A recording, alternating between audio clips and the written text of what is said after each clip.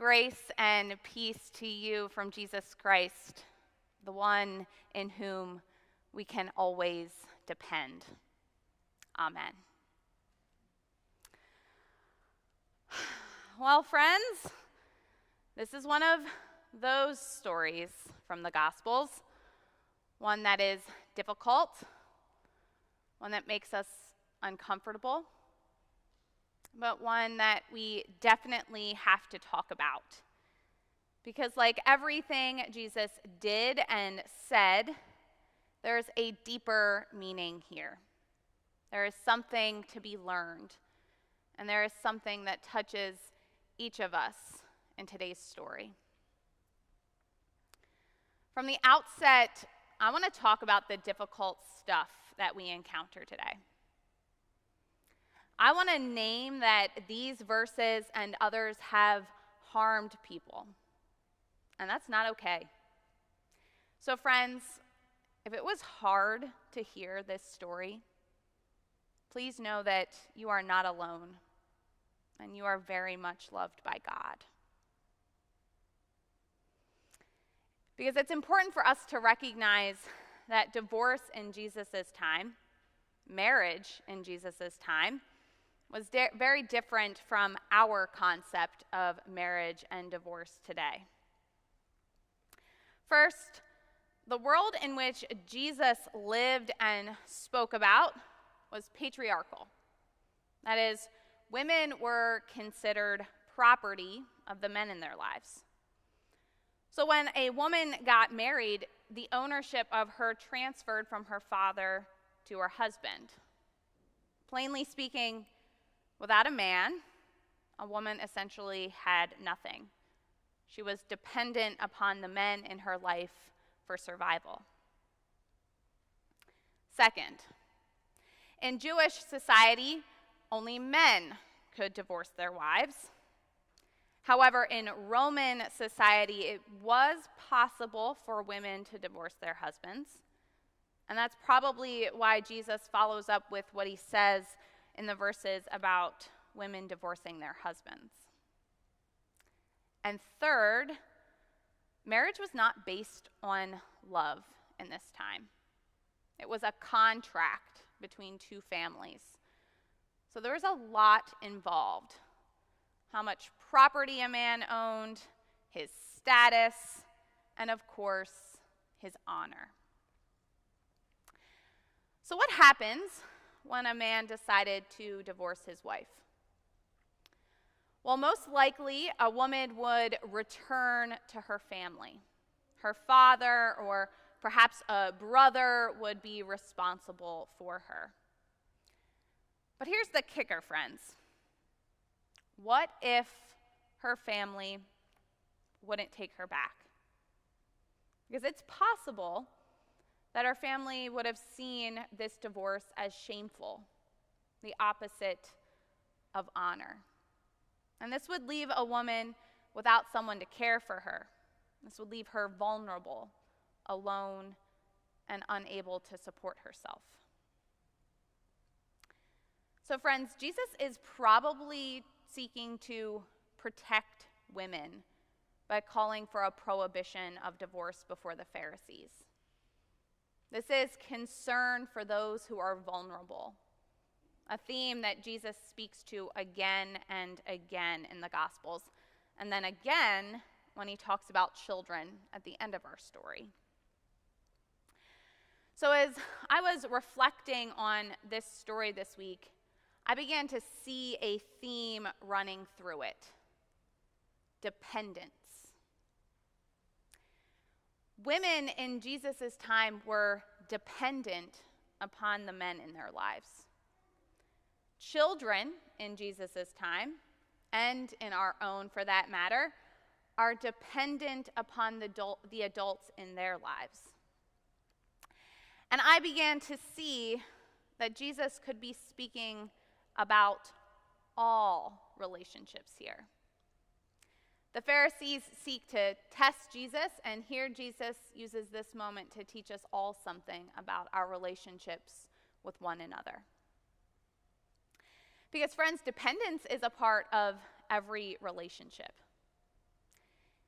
In every relationship, we depend upon the other person, and then that person depends upon us, because dependence is a two-way street. And when dependence isn't there, issues arise, because without dependence, there is no trust. And sometimes those relationships are broken and they end. I want you to think about your relationships. Where is there dependence in each of them?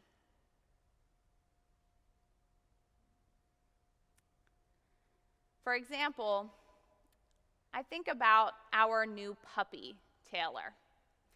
She depends upon us to make sure she's fed, has water, a clean crate to sleep in, the opportunity to go outside, and at the same time, we depend on Taylor for her puppy snuggles, for her kisses, and some time to play. Even that relationship is give and take.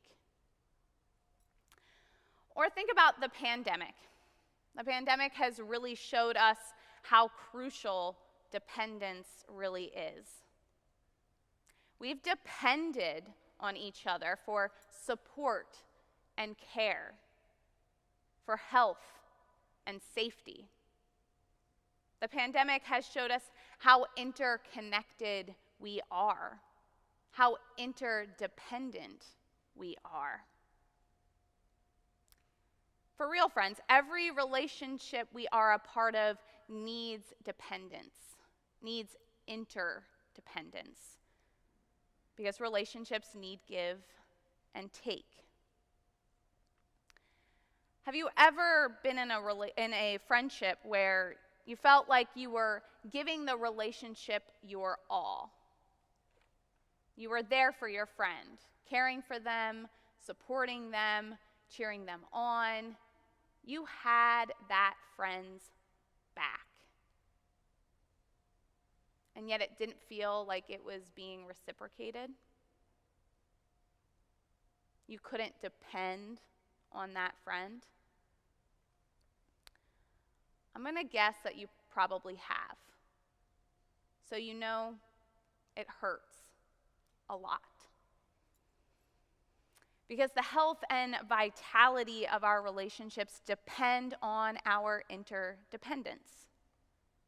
So it seems to me that Jesus is speaking to how badly we need one another, to how we depend on one another, no matter what kind of relationship we are in.